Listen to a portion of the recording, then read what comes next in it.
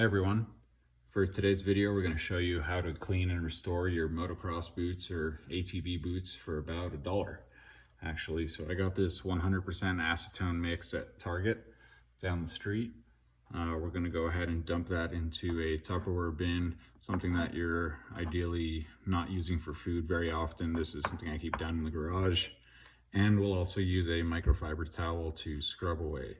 So first thing we'll do is pour all of the acetone into the bin, take it over to the boots and start scrubbing away. I'll go ahead and show you what the boots look like. I already went ahead and did one of them prior to shooting this, so I can show you a little bit of before and after, and then I'll take you through as we clean up the second boot and then look at the final results.